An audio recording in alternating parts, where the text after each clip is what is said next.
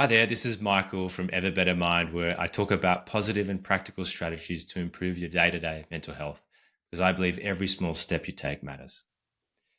So, today I want to talk about a simple phrase that you could use to help you feel more happy and content. They're based on two ideas. The first is that what you say matters. Words are one of the few direct ways of directly tapping into your subconscious mind that manages a lot of complex ideas, including things like your beliefs. The second is gratitude. There's a lot of great scientific studies out there about gratitude for good reason. Gratitude can stimulate the production of feel good chemicals like dopamine and serotonin, which can help you feel happier, while also decreasing more negative feelings associated with anxiety and depression. The interesting thing about gratitude is that it's a competing response for negative thinking. So when you have a negative thought, one of the polar opposites is gratitude. So if you can practice gratitude in any way, you're actually kind of fighting negative thoughts, which I think is a really powerful idea.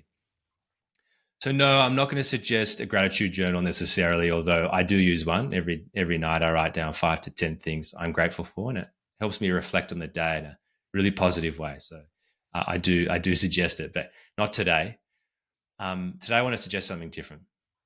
So you can notice that most of the time we're moving through life doing stuff. I have to go to the gym or I have to go to work.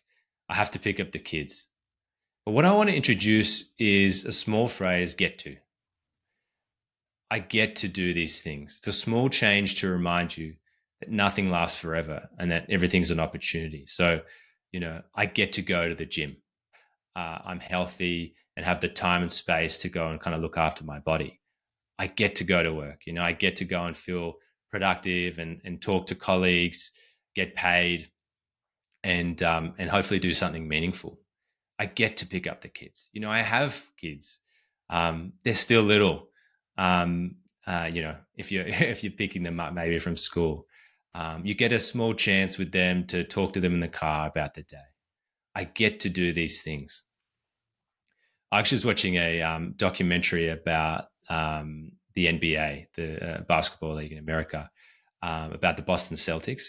The coach Joe Mazzulla was being interviewed, and they kind of said, "Hey, your star player Jason Tatum seems to be getting a lot of pressure from the media. What do you think about that?" And he goes, "No, he gets to." And they're like, "What?" He goes, "He gets to get that pressure.